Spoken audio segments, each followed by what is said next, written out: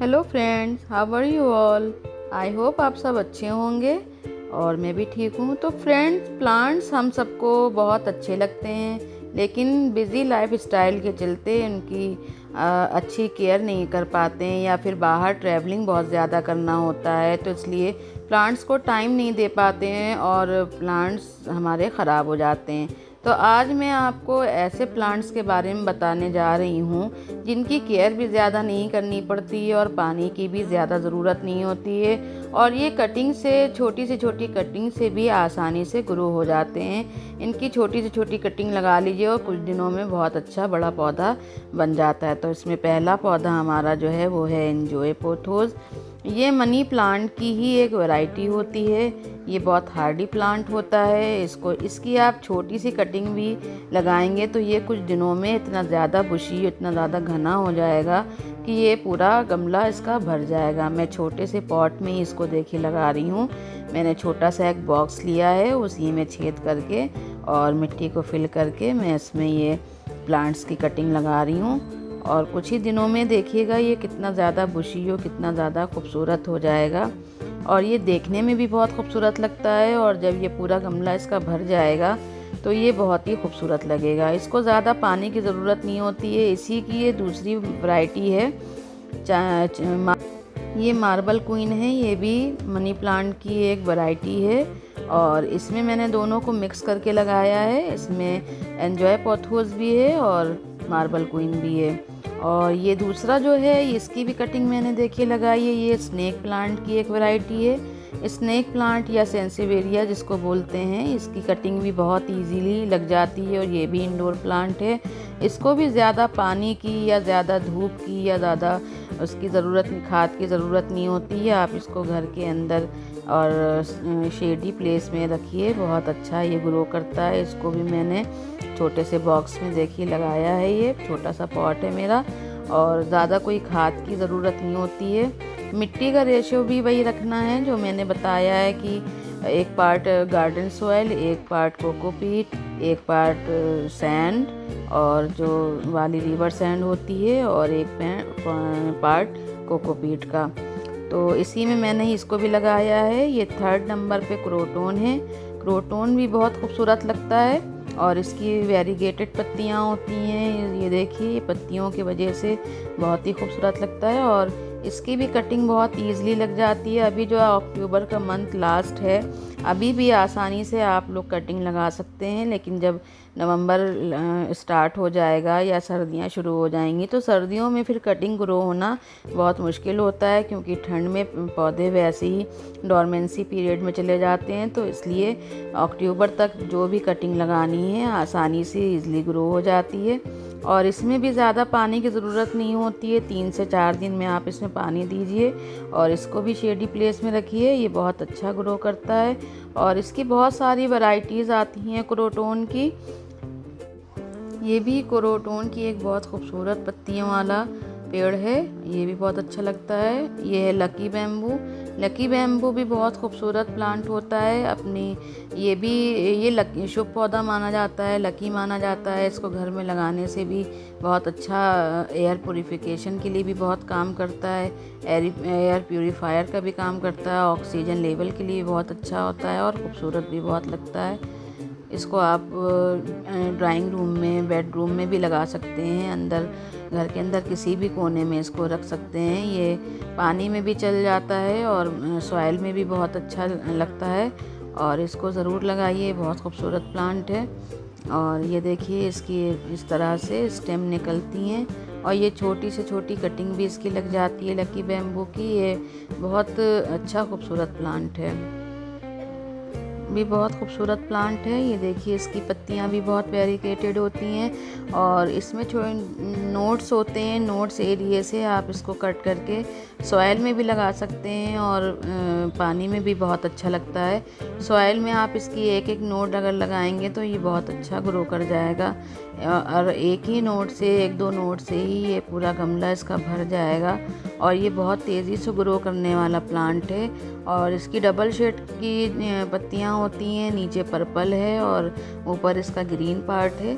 और इसमें कई शेड वाले प्लांट आते हैं और ये बहुत खूबसूरत लगता है और हैंगिंग बास्केट में भी इसको लगाया जा सकता है।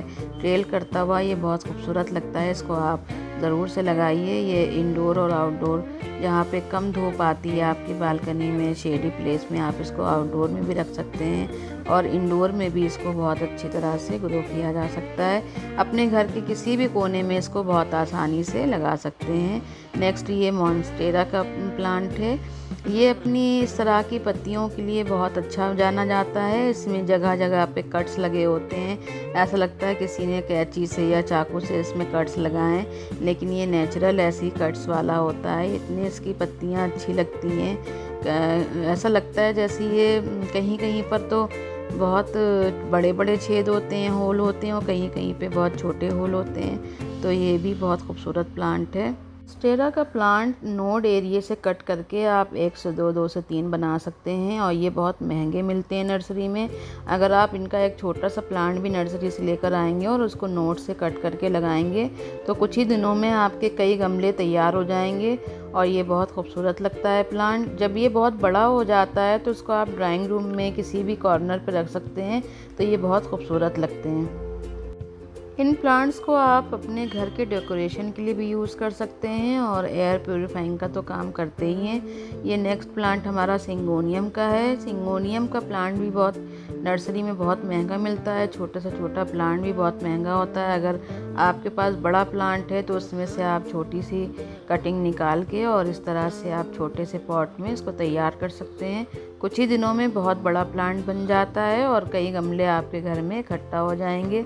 सिंगोनियम में कई शेड आते हैं, कई तरह के होते हैं। मेरे पास पिंक वाला है, मैं ये ग्रीन वाला छोटा लेकर आई हूँ, तो इसको मैंने इस तरह से लगाया है। ये दूसरी वैरायटी है सिंगोनियम की। मेरे पास कई सारे सिंगोनियम के प्लांट्स हैं, इनको मैं अलग अलग करके लगाती रहती हूँ छोटे छोटे पॉट में और कुछ ही दिनों में ये पॉट सारे भर जाते हैं और ये बहुत खूबसूरत लगते हैं और पूरा गमला भरा हुआ जब होता है तो बहुत अच्छा लगता है।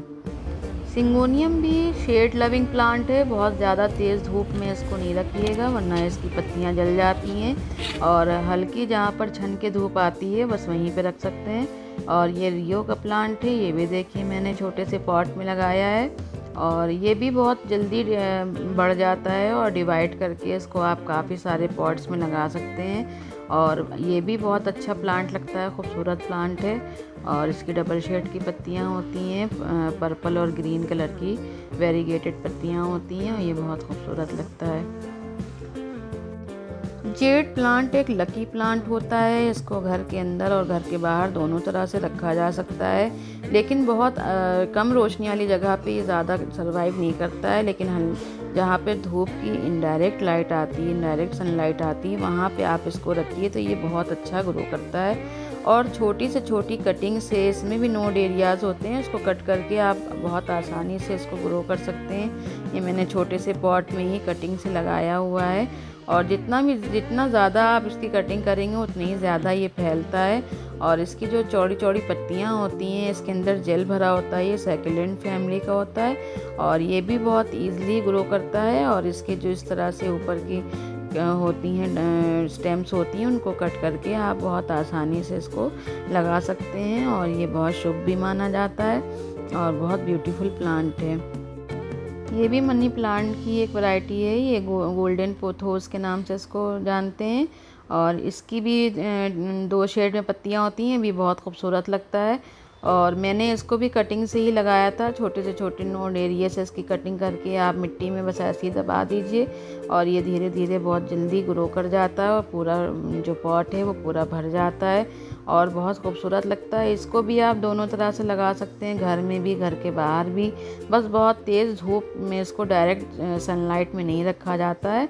पानी भी इसमें बहुत ज़्यादा देने की ज़रूरत नहीं पड़ती है, लेकिन ज़्यादा अगर सूखी मिट्टी होती है तो भी इसकी पत्तियां ख़राब होने लगती हैं, तो इसलिए 2 से 3 दिन में इसकी भी वाटरिंग करते रहिए तो ये बहुत अच्छा चलता है।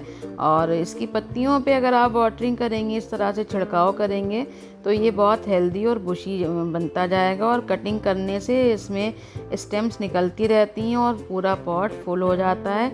और इस तरह से ये बहुत ट्रेल करता हुआ इस तरह से बहुत खूबसूरत लगता है। आप घर के डेकोरेशन में भी इसको यूज़ कर सकते हैं। मनी प्लांट घर के डेकोरेशन में बहुत अच्छा प्लांट लगता है, तो इसलिए आप ज़रूर इसको लगाइए। ये बहुत खूबसूरत प्लांट है। नेक्स्ट प्लांट हमारा कोलियस का प्लांट है। ये भी बहुत अपनी खूबसूरत पत्तियों के लिए बहुत अच्छा समझा जाता है और वेरीगेटेड पत्तियाँ होती हैं इसकी। उसमें बहुत तरह के प्लांट्स आते हैं और जो इसकी ये सूखी हुई पत्तियाँ हैं इस तरह से निकालते रहिए तो ये बहुत जल्दी ग्रो कर जाता है। और जो इसकी ऊपर की जो टिप होती है वो पिंच करके इस तरह से निकाल दीजिए तो इसमें 2 स्टेम और निकल आती हैं और ये पूरा गमला इसका इस तरह से भर जाता है। और मैंने इसको कटिंग करके अभी इसी मंथ में लगाया है और वो बहुत ईज़िली उसकी कटिंग लग गई है और खूब अच्छी ग्रो भी कर रही है। तो मैंने दूसरे गमले में क्रोटोन के गमले में ही इसको लगा दिया था ऐसे ही पिंच करके, और कुछ भी नहीं किया मैंने, कोई रूटिंग हार्मोन भी नहीं लगाया, बस खाली एलोवेरा जेल उसके लगा दिया था और उससे मैंने उसको लगा दिया, वो बहुत ईज़िली लग भी गया है। हमारा एलोकेशिया का प्लांट है। एलोकेशिया का प्लांट इसे एलिफेंट ईयर भी कहते हैं और ये बहुत खूबसूरत प्लांट होता है। इंडोर प्लांट है ये भी, और ये ज़्यादा गर्मी और ज़्यादा सर्दी में सरवाइव नहीं कर पाता है और बल्ब से ग्रो होता है ये पौधा। ये सेमी शेड वाला प्लांट है। इसकी मिट्टी वेल ड्रेन होनी चाहिए। और मेरा एग्लोनिमा का प्लांट है और ये लिपस्टिक शेड का कहलाता है, रेड कलर का। एक एग्लोनिमा मेरा चाइनीज़ एवरग्रीन है और वो ग्रीन कलर का है। ये रेड वाला मैंने इसमें छोटे से पॉट में लगाया है और ये चाइनीज़ एवरग्रीन का ये वाला लगा हुआ है। ये भी बहुत खूबसूरत लगता है और ये भी बहुत हार्डी प्लांट होता है। इसको भी बहुत ज़्यादा पानी और धूप की ज़रूरत नहीं होती है। आप घर के किसी भी कॉर्नर पे इसको लगाइए और डेकोरेशन कीजिए इससे, ये बहुत खूबसूरत लगते हैं प्लांट। और ये जो छोटा सा मैंने लगाया है ये अभी कुछ ही दिनों में बहुत अच्छा बड़ा सा हो जाएगा। जितना बड़ा पौधा हो उतना ही बड़ा आपको पॉट भी लेना है। ऐसा नहीं कि छोटा पौधा लिया है तो पॉट आप बहुत बड़ा लगाएं। जितना बड़ा प्लांट हो उतना ही बड़ा पॉट भी लेना है, नहीं तो उसकी जड़ें जो हैं वो ख़राब हो जाती हैं और पौधा सरवाइव नहीं कर पाता है। तो छोटा ही पॉट इसका लेना है और ये कटिंग से बहुत ईज़िली ग्रो हो जाते हैं। पानी में भी ये बहुत अच्छा सरवाइव करते हैं। ये बहुत सुपर हार्डी प्लांट्स होते हैं। और ये स्नेक प्लांट है। स्नेक प्लांट भी बहुत खूबसूरत होते हैं और स्नेक प्लांट में बहुत सारी वैरायटीज़ होती हैं। और ये देखिए मेरे पास अलग अलग तरह की कई वैरायटी हैं स्नेक प्लांट की। और मैंने इनको छोटे छोटे पॉट में ही लगाया हुआ है क्योंकि ये छोटे ही छोटे हैं और कटिंग से ही मैंने इनको सबको लगाया है और बहुत ईज़िली ये ग्रो हो जाते हैं। ज़्यादा पानी की, ज़्यादा देख रेख की ज़रूरत नहीं होती है और घर के किसी भी कॉर्नर में आप इनको रख दीजिए, ये बहुत खूबसूरत लगते हैं। डेकोरेशन का काम तो करते ही हैं और ऑक्सीजन के लिए भी बहुत।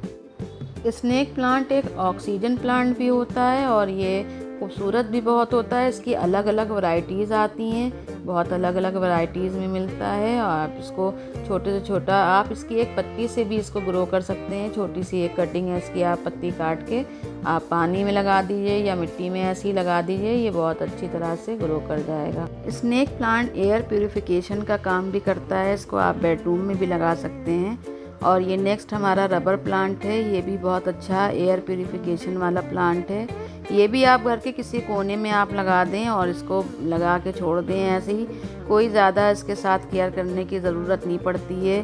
3 से 4 दिन में आप इसमें पानी दे दीजिए और उसके बाद इसको ऐसे ही भूल जाइए। बस इसकी चमकदार जो पत्तियाँ होती हैं वो वैक्स वाली होती हैं, तो उसमें आप हल्का हल्का कपड़ा, गीला कपड़ा या कोई भी टिश्यू पेपर से आप क्लीन कर दीजिए तो इसकी पत्तियाँ ऐसी चमकदार बनी रहती हैं और ये बहुत खूबसूरत लगता है। घर के किसी भी ड्राइंग रूम में, लिविंग रूम में, कहीं पर भी आप लगाइए, ये बहुत अच्छा प्लांट होता है और डेकोरेशन का काम भी करता है। ये नेक्स्ट हमारा स्पाइडर प्लांट है। स्पाइडर प्लांट भी अपनी वेरीगेटेड पत्तियों के लिए बहुत अच्छा लगता है।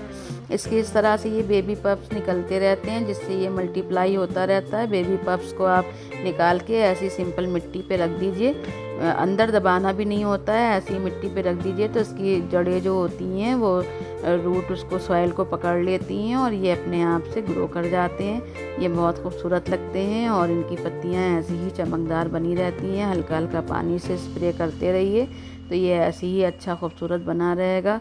2 से 3 दिन में इसमें पानी दे दीजिए, ज़्यादा केयर की ज़रूरत नहीं है, रख के इसको भूल भी जाएंगे तब भी ये ऐसे ही चलता रहेगा। पानी की रिक्वायरमेंट नहीं होती है, खाद की रिक्वायरमेंट नहीं होती है, बस इसको ऐसी जगह पे रखिए जहाँ पर डायरेक्ट सनलाइट ना पड़े। ये इंडोर और आउटडोर दोनों का प्लांट है, लेकिन आउटडोर में आपको बहुत तेज़ धूप में इसको नहीं रखना है। हल्की से जहाँ पर छनकर रोशनी आती है सूरज की वहाँ पर इसको आप रखेंगे तो ये पत्तियाँ इसकी ऐसी हरी बनी रहेंगी, वरना पीली पड़ने लगती हैं और बेबी पप्स जो उसके निकलते हैं वो भी सूखने लगते हैं। तो बहुत तेज़ और गर्मी वाली जगह पे नहीं रखना है और वैसे बाहर भी रख सकते हैं जहाँ पर छनकर धूप आती है। और इसके बेबी पप्स जो होते हैं वो आप मिट्टी में ऐसी सिंपल लगा रख दीजिए और उससे कई गमले बन जाते हैं। तो ये भी बहुत अच्छा हार्डी प्लांट है और नर्सरी में बहुत ज़्यादा महंगा नहीं मिलता है, लेकिन बार बार ख़रीदने की आपको ज़रूरत नहीं पड़ेगी। एक बार लाएंगे और इससे कई गमले आपके तैयार हो जाएंगे। इन प्लांट्स के लिए जो सॉइल मिक्स लेना है वो उसमें 4 चीज़ों का प्रोपोर्शन होना ज़रूरी है। और सबसे पहले है जैसे ये रेत है, बालू, तो बालू आप एक हिस्सा ले लीजिए, एक हिस्सा खाद ले लीजिए और एक हिस्सा कोकोपीट और नॉर्मल गार्डन सॉइल एक हिस्सा। इसमें फंगीसाइड का 1 चम्मच आप डाल लीजिएगा। अगर फंगीसाइड ना हो तो हल्दी पाउडर भी ले दालचीनी का पाउडर भी ले सकते हैं। ये सब फंगीसाइड का ही काम करती हैं, हल्दी हो या दालचीनी हो, बेस्ट फंगीसाइड हैं।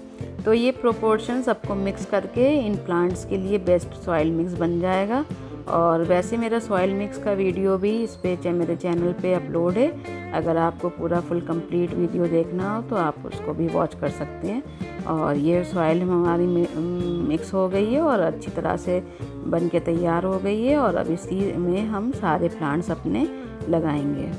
तो फ्रेंड्स, जो आज मैंने आपको ये प्लांट्स बताए हैं, इनके बारे में बताया, इनके नाम भी बताए हैं और कैसे लगाना है, कितना पानी देना है, सारी जानकारी आपको मैंने दी है।